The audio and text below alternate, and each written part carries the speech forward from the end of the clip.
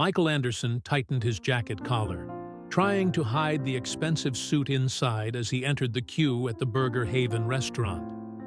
The aroma of grilled bread and beef filled his nostrils, reminiscent of his days as a poor boy dreaming of a decent fast food meal. Now, at the age of 45, he is the CEO of this restaurant chain with more than 500 branches across the United States.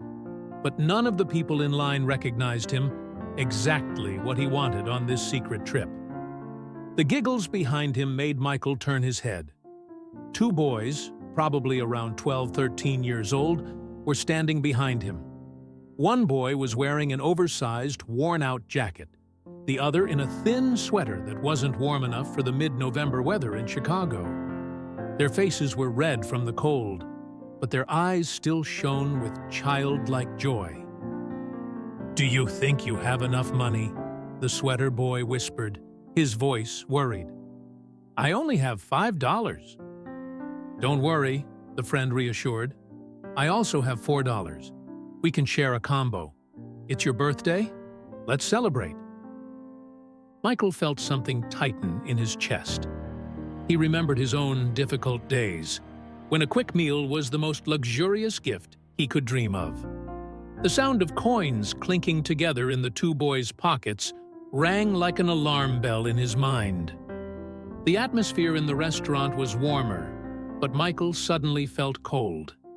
The aroma of freshly baked French fries mixed with the chatter of other customers creates a familiar, bustling atmosphere. But for the first time in many years, he saw this space through different eyes, through the lens of children counting coins to buy a birthday meal. "Welcome to Burger Haven. What can I serve you?"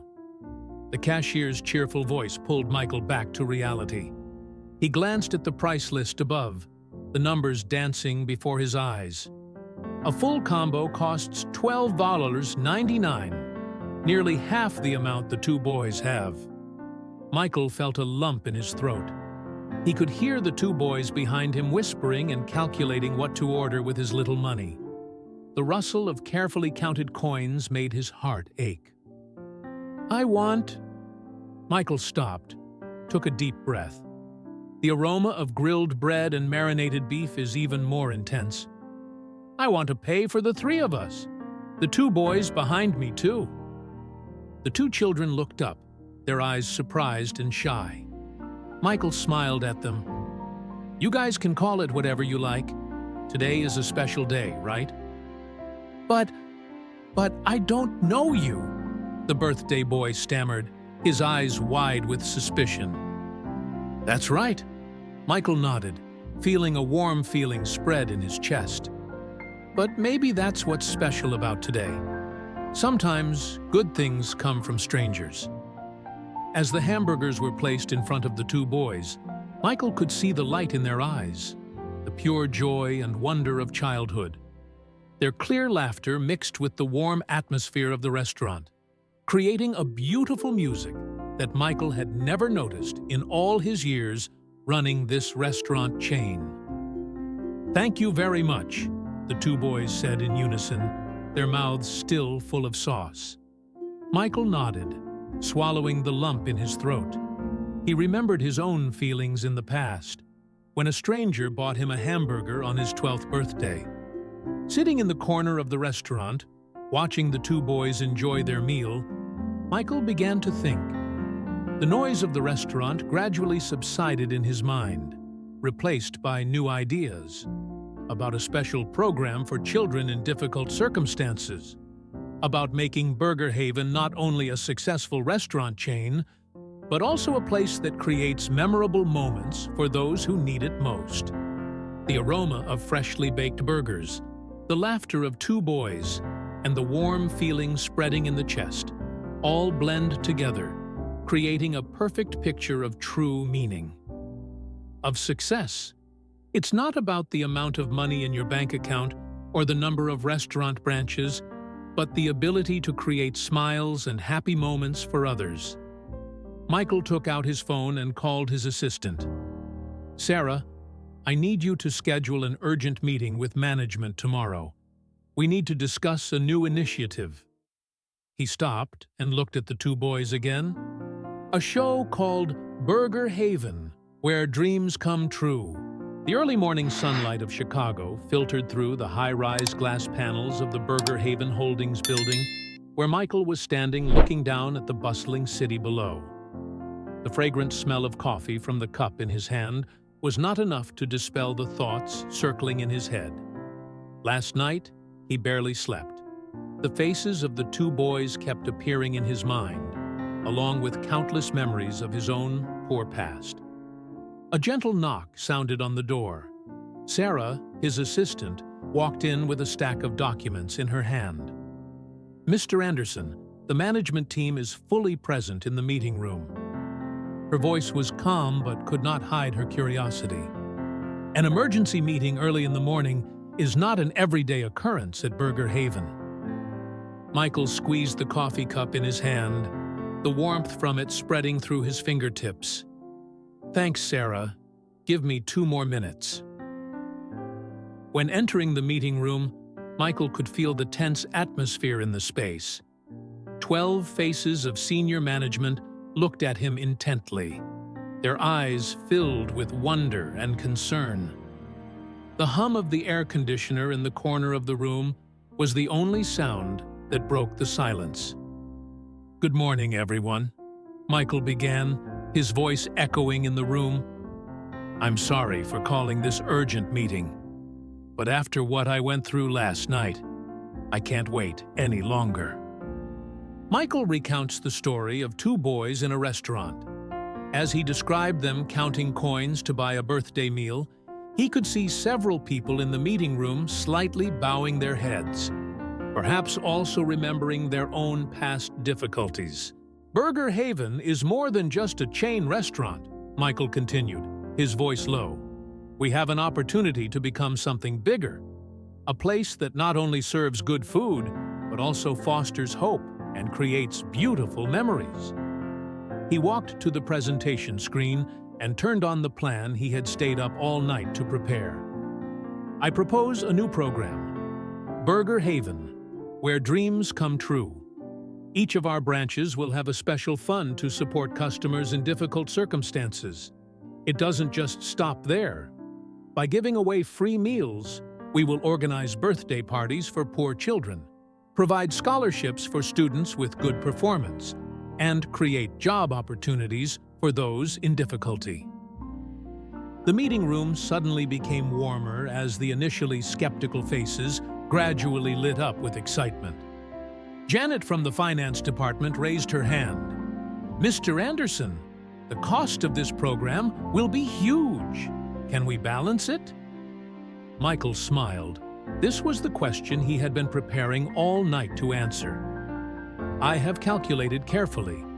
We will deduct 5% of our annual profits for this program. In return, we will receive something much more valuable: the trust and affection of the community. Remember, true success isn't just measured by the numbers on the balance sheet." Tom, the marketing director, nodded in agreement. "This can create a strong brand story. We're not just selling hamburgers, we're spreading positive values." The meeting lasted longer than expected. Everyone contributed enthusiastically and added many ideas to the program. Michael felt his chest warm as he watched his colleagues excitedly discuss. This is no longer an ordinary business meeting. It is the moment a team decides to create something meaningful together. When the meeting ended, Sarah approached Michael with a slight smile. "You know, I've worked here for 8 years, but I've never been more proud of the company than I am right now." Michael looked out the window, where the city of Chicago was glowing in the sunlight. A feeling of peace spread in his chest. Perhaps this is the real reason why he decided to start Burger Haven from the first days, not just to do business, but to create meaningful things in life. "Sarah," he turned to his assistant, "I need your help with something. Find the 2 boys from last night for me. I want them to be the first recipients of scholarships from our new program." In the following weeks, Michael spent most of his time perfecting the details for the new program. Every morning, when he walks into his office and sees the Burger Haven logo, he feels a new sense of joy. It is no longer the feeling of a CEO running a fast food empire, but the pride of someone who is contributing to positive changes in society. News of Burger Haven's new initiative quickly spread. The media reported, social networks shared, and most importantly, touching stories began to be told. About children having their first birthday party, about poor students receiving scholarships to continue their studies, about difficult families finding jobs and new hope. 3 months have passed since the launch of the program, Burger Haven, where dreams come true. Michael stood in the kitchen of the first branch where it all began, listening to the sizzle of steaks on the grill. The fragrant smoke mixed with the scent of toast creates a familiar, cozy atmosphere. But today, there's something special in the air.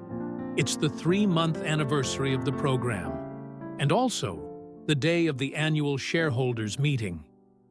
"Mr. Anderson," Sarah's voice said from behind, "it's time. The shareholders are waiting in the main meeting room." Michael nodded, straightened his tie, and took a deep breath. The aroma of the kitchen seemed to give him strength. The past 3 months have not been easy. Although the program has created significant positive impacts, there are also many challenges and criticisms. Entering the large meeting room on the 20th floor, Michael could feel the judging eyes from the shareholders. The hum of the projector mixed with the sound of the air conditioner created a tense, monotonous sound. Robert Wilson, one of the largest shareholders, sat in the front row with an unhappy look on his face. "Gentlemen," Michael began, his voice echoing in the silent room, "today I will present a report on the first 3 months of the Burger Haven, Where Dreams Are Made program. Numbers and graphs appear on the screen. Revenue has decreased slightly due to investment costs for the program, but the number of customers has increased significantly. More importantly, stories about social impact began to emerge. More than 1,000 children had memorable birthday parties, 50 scholarships were awarded, and 200 disadvantaged people found jobs at Burger Haven branches. These aren't just numbers," Michael said, his voice low with emotion. "These are lives that have been changed. Every meal we give, every scholarship we give, is a seed of hope planted in the community."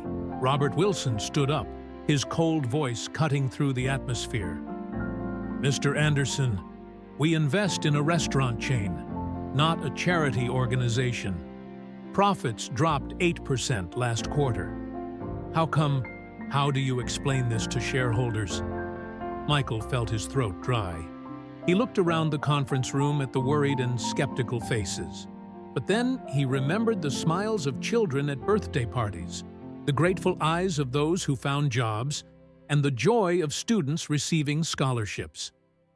"Mr. Wilson," Michael replied, his voice firmer, "I understand your concern, but let's look at the big picture. Our brand awareness has increased by 40%. The rate of returning customers has increased by 25%. And more importantly, we are build a brand that employees are proud to work for and customers are proud to support." Sarah stepped up and handed Michael a new file. "Ladies and gentlemen, let me share some of the latest feedback from the market." She turned on the projector, and positive comments from customers appeared on the screen. Touching stories, sincere thanks, and especially strong support from the community. "You see," Michael continued, "we are building a legacy, not just as a financially successful brand, but as a socially responsible organization. Short-term profits will be offset by brand value and customer trust in the long term." The room was silent for a moment. Then an elderly shareholder stood up and applauded. One by one, everyone joined in, and soon Applause echoed throughout the meeting room. Even Robert Wilson nodded reluctantly. After the meeting, when Michael returned to his office, he received a special message. It's a video from a boy's birthday party at the Burger Haven branch on Chicago's South Side. In the video, the boy is blowing out the candles on a special burger, surrounded by the staff and people in the restaurant singing "Happy Birthday." Michael sat down in the chair, feeling his eyes sting. The Chicago sunset shines through the office window, dyeing the entire space red. He opened a drawer and took out an old photo, a picture of himself when he was 12 years old, standing in front of a hamburger restaurant with a bright smile. That was the day a stranger bought him his first birthday meal. A year later, Michael stood on the stage of Chicago's South Side High School auditorium, where Burger Haven's annual scholarship ceremony was taking place. Warm stage lights shined down on the students' radiant faces. In the front row, he recognized two familiar faces, two boys who were now a little older, but still maintained that clear smile. "Dear children," Michael began his speech, his voice choked with emotion. "1 year ago, a chance meeting changed not only my life, but also the direction of Burger Haven. Today, when I see all of you here, I know that it was the right decision best in my career." From the front row, Tommy, the boy who had his birthday last year, smiled brightly. Next to him, Jake, his best friend, gave an excited thumbs up. Both were wearing the uniforms of part-time employees of Burger Haven, part of a student employment program. The Burger Haven, Where Dreams Come True program has created changes beyond our expectations, Michael continued. In the past year, we have organized more than 5,000 birthday parties for disadvantaged children, awarded 500 scholarships, and created jobs for more than 1,000 people in the community. But numbers are not what matters. The most important thing is that the stories, the smiles, and the dreams are lit. In the auditorium, Michael saw Sarah quietly wiping away tears. Next to her is Robert Wilson, a shareholder who vehemently opposed this program, but today he is smiling, perhaps understanding that success is not measured solely by the numbers on the balance sheet. "You know what?" Michael said, his voice low with emotion. "When I was young, I was just like you, a child with dreams but lacking opportunities. And like you, I was fortunate to receive help from kind people. Today, when by awarding these scholarships to these children, I am not only continuing the cycle of kindness, but also investing in the future of our community." Applause echoed throughout the hall as the names were announced. Each student walked up to the stage and received their scholarships with pride and hope in their eyes. Michael shook each child's hand, and in each handshake, he felt the power of dreams waiting to be realized. After the ceremony, Tommy and Jake approached Michael. "I don't know how to thank you," Tommy said, his voice shaking, "not only because of last year's birthday meal, but also because of everything you did for us and many others." Michael hugged the two boys tightly. The smell of hamburgers from their uniforms reminded them of the first day they met. "You are the ones who should be thanked," he said. "You guys have helped me remember the most important thing in life, the ability to make a difference in the lives of others." When stepping out of the hall, the Chicago sunset was casting a warm orange color over the city. Michael stopped for a moment, breathing in the cool late afternoon air. He remembered a moment a year ago, standing in line at Burger Haven. Sometimes, the biggest decisions in life come from the smallest moments. Sarah walked up to him with a new file. "You know," she said, "our sales are up 15% over last year. It seems like doing the right thing pays off in good business." Michael smiled. He wasn't surprised by that. From his experience, he learned that true success comes from creating value for others. And when you focus on helping others, good things will naturally come to you. Sarah, he said, set up a meeting with management. I think it's time to expand this program nationwide. As Michael's car left the parking lot, he saw Tommy and Jake walking home, shoulder to shoulder, laughing and chatting. In the sunset, they looked exactly like his old self, children with big dreams and hearts full of hope. And now, thanks to the right decision, those dreams have another chance to come true.